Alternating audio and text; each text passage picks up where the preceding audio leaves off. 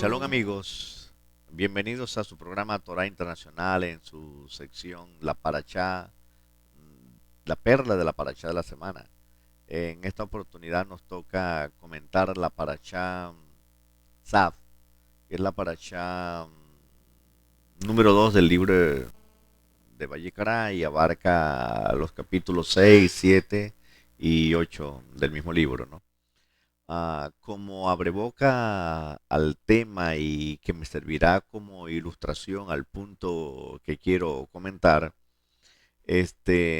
quisiera compartir con ustedes una historia que una vez leí acerca de un joven que recién había sido nombrado como rabino y empezaba pues su ministerio, pues atendiendo una pequeña comunidad en donde había sido asignado. Allí él pues comenzó sus funciones, pero tiempo después quiso consultar a su rabino porque estaba presentando ciertas dificultades en su hogar. Llama a su rabino, un señor ya mayor, con mucha sabiduría, de esos rabinos que se llaman Rabí Gadol, grande rabino. Y bueno, entonces hizo la cita y fue a verlo. Entonces le dice, bueno hijo, ¿qué te pasa? ¿En qué te puedo servir? Entonces le dice que está teniendo problemas en el hogar, que el Shalom Bay se ha perdido un poco, en virtud pues que la esposa no termina de entender la función importante que le ha sido asignado. Y el rabino le dice, pero bueno, pero ¿cuál es el problema de fondo? Bueno, el problema de fondo es que antes de ser nombrado rabino yo acostumbraba después de la cena a sacar la basura, ayudarla a recoger la basura y la recogía pues y la ponía en la cocina y luego más tarde en la noche yo la sacaba al patio pues para que pasara los camiones y se la llevaran. Pero usted entenderá, ya yo soy rabino y le expliqué eso a ella, ya yo no puedo seguir haciendo eso porque van a ver un rabino, la gente de la calle sacando basura. Eso no me parece correcto. Y ella me sigue reclamando que yo debo cooperar con ella porque igual sigo siendo su esposo, pero yo no estoy de acuerdo porque yo estoy ahora en otros tipos de tareas y mucho más elevadas. Entonces el rabino se le queda viendo, le dice, ya veo cuál es el problema. Ajá, perfecto, rabino, ¿y cuál es la solución? Bueno, vamos a hacer una cosa, vamos a cuadrar una cita, yo voy a visitar a tu casa, cenamos juntos y luego yo hablaré con tu esposa. ¿Te parece bien? Bueno, sí. Bueno, Baruch Hashem, acordaron la cita y en la fecha y la hora que habían acordado, el rabino apareció pues en la casa, lo recibieron bien, la esposa, sus pequeños hijos y se sentaron junto con el joven rabino a comer, a hablar un poco. O sea, fue una comida agradable. Pero el joven rabino pues se impacientaba que su rabino no todavía tocaba el tema para que arreglara la dificultad que tenía en su casa. Y entonces en un momento que la esposa se retiró a buscar otros platos, le dice, rabino, ¿cuándo hablar del asunto? Ten paciencia, ten paciencia. Y bueno, siguen comiendo y terminan, entonces viene el Birkas Hamazón, se dice el Birkas Hamazón y bueno, ya el rabino se va porque al decir Bricas Amazon es que terminó prácticamente todo, ¿no? Es decir, la bendición de acción de gracias al Eterno por los alimentos, pues. Y entonces ya para despedirse el rabino le dice para calmar a su discípulo, dice, tráeme a tu esposa que voy a hablar con ella. Inmediatamente él llama a su esposa y dice, el rabino quiere hablar contigo. Ahora, dirigiéndose a su esposa, la mira y le dice, tu esposo me ha contado que tienen aquí alguna dificultad desde el momento que él fue nombrado rabino porque él no quiere sacar la basura. Entonces la esposa, bueno, viendo que ya el esposo ha comentado esta dificultad, con mucha pena dice, bueno, sí es verdad, rabino. Bueno, no te preocupes porque yo tengo una solución. La solución de ahora en adelante es que yo voy a venir todas las noches a sacar la basura de la casa para que ustedes no tengan problemas. y así se restaure el Shalom Bay, él siga presentándose a la comunidad como un rabino que no toca la basura y tú estarás tranquila sabiendo que la basura ha sido recogida y sacada de tu casa. ¿Qué les parece? La señora queda asombrada, pero el joven rabino queda incómodo, porque se da cuenta pues que ha cometido un error, porque si aquel gran rabino, hombre mayor de experiencia, es capaz de bajarse a venir a su casa a sacar, a recoger y sacar la basura para restaurar el Shalom Bayit, cuánto más él, si es su esposo, debe colaborar con su esposa. Era un problema netamente de orgullo. Pensaba pues que su elevada posición ahora como rabino le impedía hacer oficios humildes como recoger y sacar la basura para cooperar con su esposa. Y de eso se trata la parashá de la semana en el punto que quiero comentarles. Entonces, miren, analizando un poco más esta historia y sus implicaciones, podemos decir en verdad, en el marco de nuestra cultura, si tomamos como ejemplo, por ejemplo, un restaurante, el dueño o gerente del mismo debería preocuparse por dos asuntos extremos que tienen que ver con la comida. El primero, buscarse un buen chef. Y el segundo, tener un personal que le garantice la limpieza del local con un manejo apropiado de la recolección de los desperdicios y otros desechos del proceso de cocinar y de consumo de alimentos. No obstante, cuando ambas tareas son importantes, la del chef y la de los que recogen la basura, si se quiere mantener un estándar de calidad en el restaurante, lo cierto es que, de acuerdo al estándar moderno, quien es mejor remunerado y que tiene mayor prestigio es el chef y no los que recogen la basura, como ustedes bien saben. Pues, de hecho, hay cursos para formar chef, incluso a nivel universitario, pero que yo sepa, no hay cursos para limpiar y cocinar, porque para limpiar y recoger basura, porque necesariamente es obvio que se requiere poca instrucción para realizar tareas como esa y dejar limpia una cocina. No sé que requiere grandes conocimientos, sino limpiar con atención si se desea conservar también el empleo. Por otra parte, es natural que muchas personas deseen ser chef por la remuneración y el prestigio que esto representa. Nadie en su sano juicio desearía estar en un restaurante para ejercer un oficio de recolector de basura. Solo una necesidad de trabajo y dinero obliga a una persona a ocuparse de tipo de tarea. Lo mejor es ser chef y todavía mucho mejor el dueño o el gerente del restaurante. De allí que vemos que muchas personas ah, que en verdad tienen una condición socioeconómica muy comprometida y sin formación profesional, se ven realizando estos oficios en restaurantes y en otros sitios. Pero en los países llamados desarrollados, conocemos de muchos profesionales extranjeros que se ven en la necesidad de realizar esta clase de oficio, desde lavar platos hasta recoger basura y botarla para mantenerse.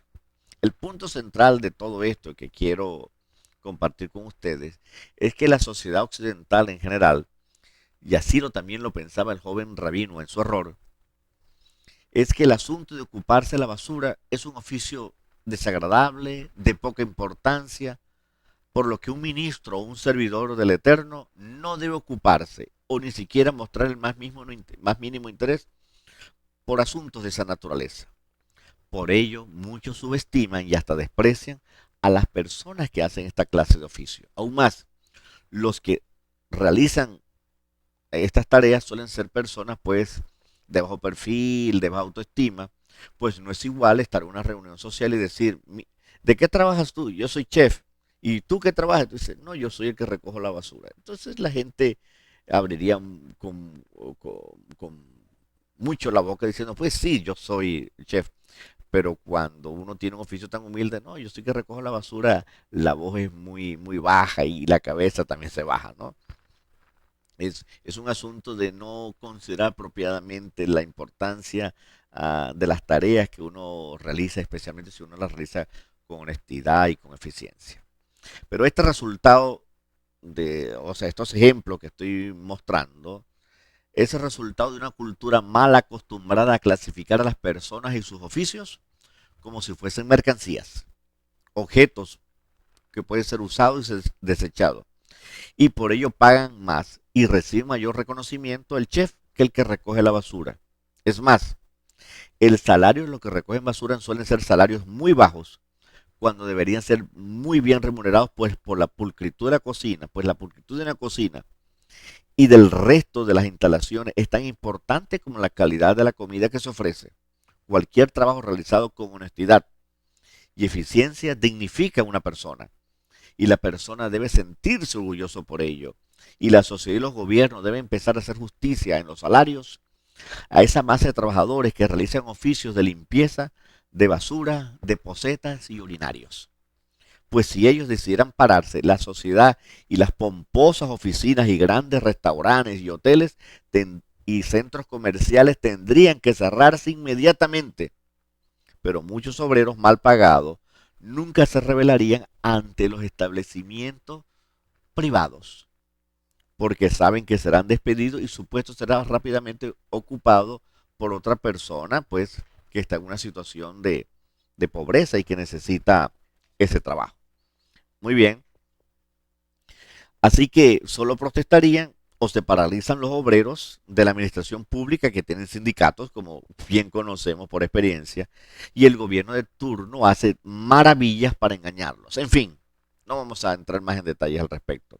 El asunto es que la historia de las diversas sociedades humanas, y de manera particular la que vivimos hoy, está llena de lamentables episodios de luchas de las clases mal pagadas y maltratadas por mejores reivindicaciones sociales.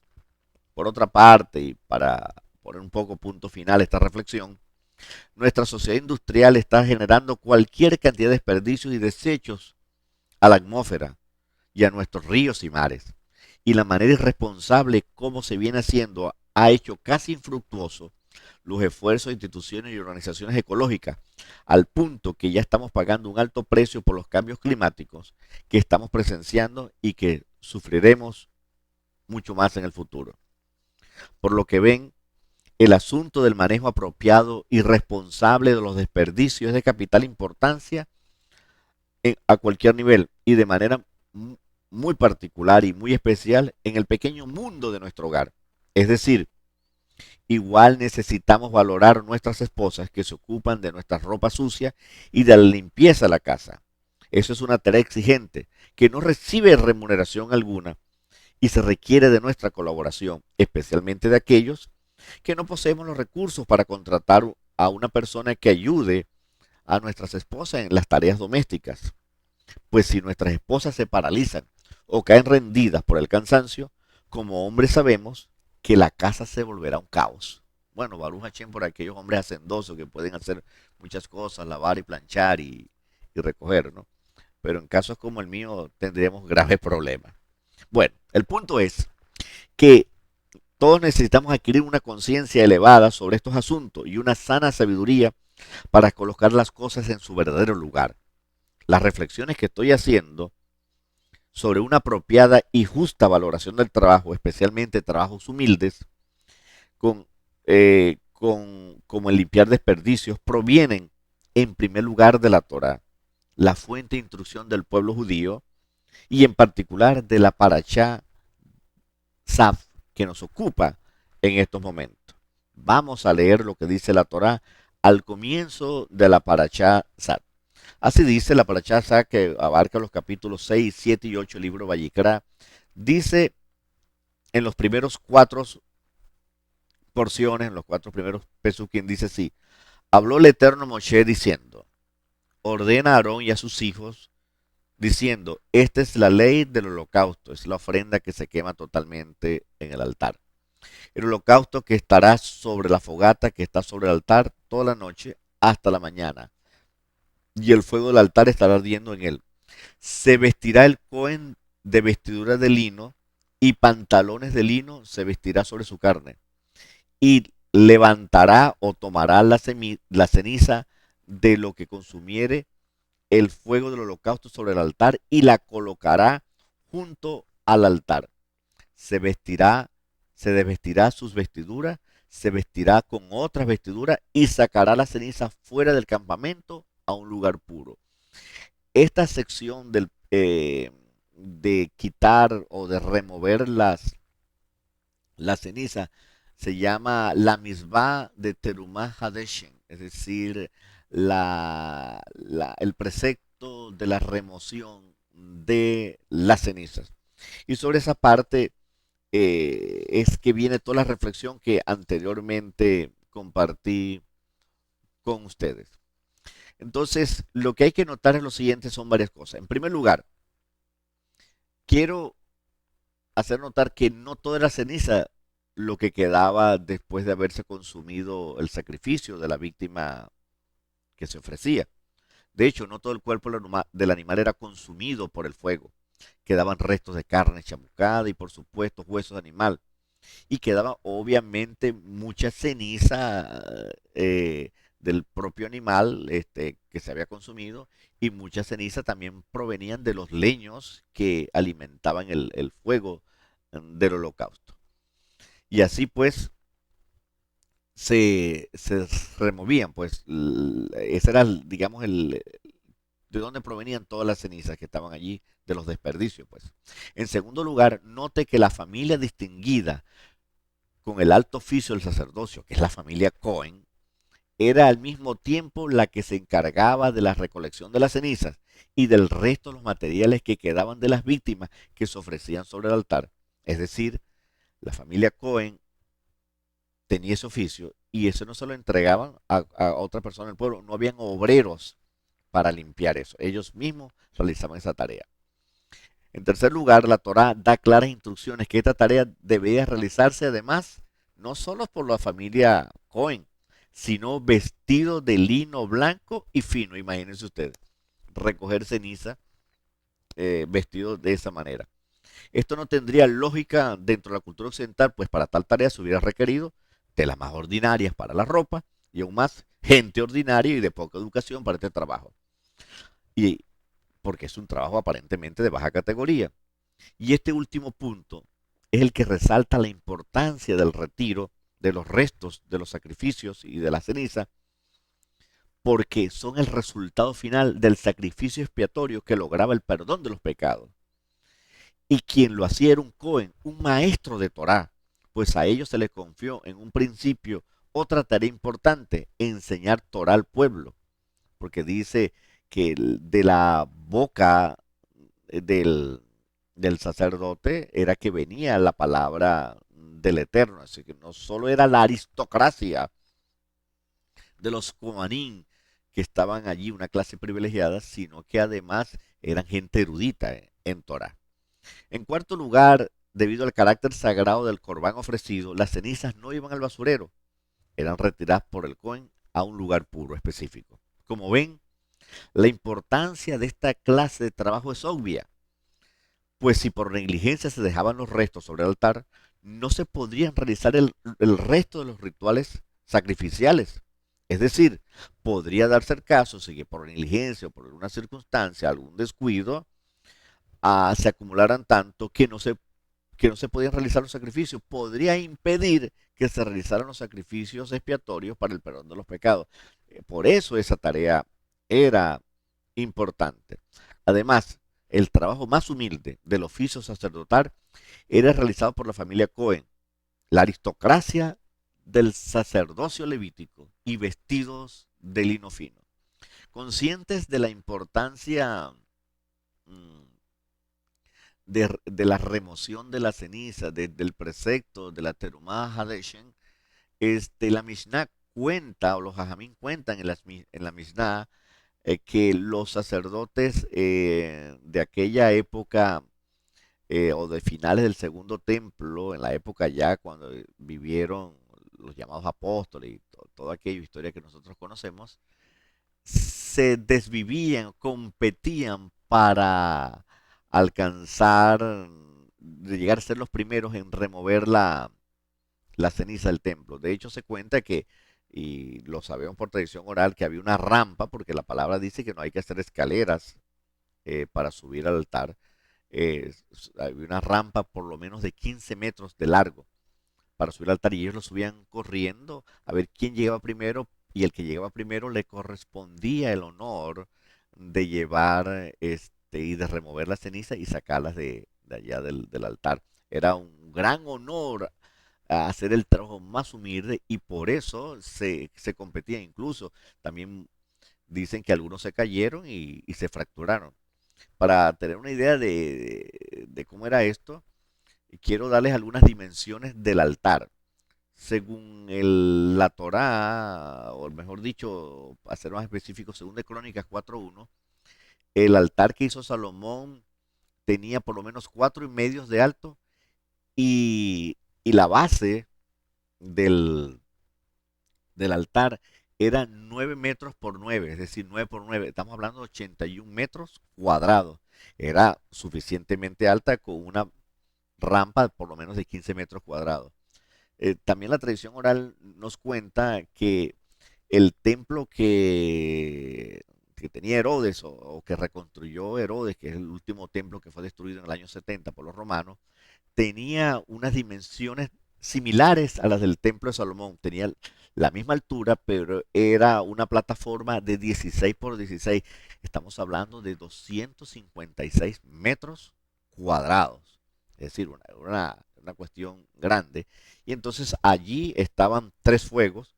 El fuego central donde se consumían los sacrificios, un tercer fuego donde estaban los carbones encendidos que se usaba para el incienso del santuario y el tercer fuego era el fuego permanente que alimentaba a los otros dos fuegos. Es decir, era tan grande que había espacio para eso y acomodar todos aquellos animales que eran llevados como víctimas para el sacrificio, los diversos tipos de sacrificio que se daban.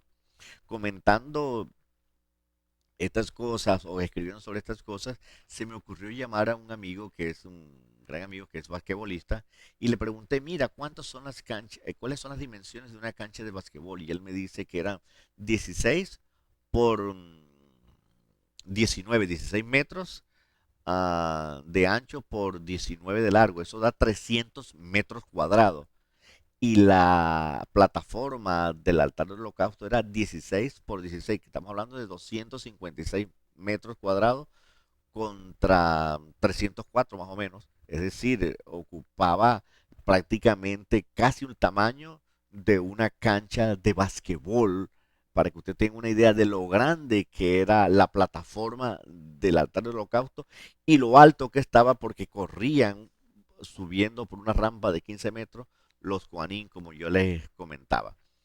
Esta idea de tener el privilegio, y por eso corrían por la rampa aquellos jóvenes Juanín, era producto de la sabiduría judía que había derivado del precepto de la remoción de la Mishvah, que los oficios humildes son importantes y es un privilegio hacerlo, no importa la condición social o económica que la persona tenga, y aún mientras más elevado sea la posición que tenga el individuo o lo tenía en la sociedad israelita, era importante que lo hacía y se desvivían por tener ese honor. En ese sentido, leí la historia de una yeshiva en Rusia que, que a los mejores estudiantes de esa yeshiva, ¿sabe con qué se los premiaban? Lavando los pisos y las posetas. Es decir, los mejores estudiantes no solo querían ser los primeros en Talmud, Torah, Taná, etcétera, sino que deseaban realizar ese oficio para emular a aquellos jóvenes Kohanim que retiraban la, la, las cenizas. Esto no tiene lógica dentro del mundo occidental. La motivación al logro, como llaman ahora algunos promotores de los seminarios de autoayuda y de gerencia, más bien se proponen metas altas, elevadas, eh, para impulsar a las personas a alcanzarlas. ¿Ok? Grandes expectativas, un gran sueño, yo quiero ser médico, yo quiero ser doctor, gerente de alguna empresa. En cambio, acá eso es como coronación de un esfuerzo. Acá el premio y como coronación del esfuerzo de aquellos Kohanim Era el retiro de la ceniza y ese esfuerzo atlético que hacían era para eso, para coronar sus esfuerzos, para tener el privilegio de retirar la ceniza, un trabajo humilde. Y aquí en la yeshiva de Rusia que estoy mencionando, el privilegio era, después de haber tenido un año consagrado y de mucho esfuerzo tratando de dominar algún tratado del Talmud, el premio no era unas vacaciones por toda Europa, ni siquiera una beca para ir a estudiar a Harvard o a otro sitio parecido, o un premio en metálico. No, el premio era realizar un trabajo más humilde. Y eso es bueno. Eso es bueno porque esto habla de una concepción distinta de la valoración del trabajo y de su recompensa respectiva. Por supuesto, estamos hablando de una cultura superior, estamos hablando de la cultura judía. Pero tengo otras perlas más. Este no es el único episodio de las escrituras que hablan de desperdicios y que hay que recogerlos. Escuchen, ah, y que está relacionado con la Parashat Sat también. En el sexto capítulo del libro de Juan se relata el milagro de Yeshua que dio de comer pan y pescado a una multitud de 5.000 personas, ¿se acuerdan? Juan capítulo 6, versos del 1 al 11. Después Juan relata algo que mucha gente no repara mucho en comentar, es que Yeshua se preocupa por los desperdicios de comida. Y está escrito de esta manera. Y cuando se hubiesen saciado, cuando se sació la gente, pues dijo Yeshua a sus discípulos, recoged los pedazos que sobraron para que no se pierda nada. Recogieron pues esos pedazos y llenaron 12 cestas de pedazos que de los 5 panes de cebada sobraron, que de los panes 5 de cebada que sobraron de los que se habían comido. Es decir, empezaron con 5 panes de cebada, que era lo que había, y hizo la multiplicación de los panes. Entonces eso generó una cantidad de desperdicio que Yeshua, un pensamiento muy educado, dice, mano, vamos a recoger todo esto y le ordena a los discípulos hacerlo. ¿Por qué viene esta preocupación? Esta preocupación viene enraizada en todo lo que hemos venido discutiendo hasta este momento. Observen lo siguiente. Dice pues acá que lo hicieron. Como vemos pues los apóstoles, hombres que hicieron milagros y prodigios, sacaron demonios, profetizaron, hablaban en lenguas, eran los recolectores de basura. ¿Qué les parece? Los apóstoles, recolectores de basura. ¿Cuán distintos son hoy los que se vanaglorían en el liderazgo de los muchos ministerios de iglesia? Incluso hasta podría ocurrir dentro de los rabinatos. ¿Por qué no? Nadie está exento. Noten que muchos podrían excusarse diciendo, bueno, hay personas designadas para hacer eso. Es cierto, pueden haber personas designadas para hacer eso y los ministros de iglesias y los rabinos de la sinagoga pueden ocuparse de sus funciones. Pero lo que acabamos de aprender de la instrucción del Eterno, dado a la clase aristócrata y educada en Torah de los Kohanim, y la lección que acaba de dar de Yeshua a sus apóstoles, porque muy bien pudo haber designado a otras personas y de seguro hubiesen colaborado con mucho cariño, debido a que estaban agradecidos por haber comido completamente gratis, ser saciados, hubiesen perfectamente, perfectamente hecho esa tarea. Pero el hecho de que Yeshua haya recomendado esa tarea a los apóstoles tiene una importancia capital. La importancia capital era como aquellos con enseñarles humildad. ¿Ok? Porque perfectamente otras personas pudieran haber realizado esto. Y así que cuando el maestro, el Mesías, le ordena a sus apóstoles ungidos para grandes tareas de evangelización, pudiendo haber hecho otro ese trabajo, es para que entendieran y aprendieran una lección de humildad, que esta clase de oficio es también importante y puede ser, y es de hecho, también considerada como un servicio al Eterno. Aún hay más. La perla final. En el madero, allá en el Gólgota, se consumió como un altar del holocausto, la ofrenda por el pecado. Yeshua, consumió hasta el extremo su vida y expiró. Murió por todos nosotros, como lo sabemos. Y como resultado final, lo único que quedó colgando del madero fue su cuerpo. No habían coanín presentes para que se desbocaran corriendo para retirar el cadáver, lo que había quedado del sacrificio expiatorio. Solo unos pocos hombres, más bien como un acto de misericordia y piedad, retiraron aquel cuerpo y lo envolvieron de lino para la sepultura. Este episodio nos muestra que el último acto que realizó esta gente como José de Arimatea y Nicodemo fue el acto más humilde y maravilloso, que es retirar el, el cadáver de un ser querido y ponerlo envuelto, como se hacía en aquella época, en lino y especias, para su destino final, que no fue su destino final la tumba. Porque ahora nosotros en perspectiva vemos que este fue prácticamente el honor que tuvo esa gente de retirar el desperdicio del pecado, su cadáver, allí con el sacrificio expiatorio para todos nosotros.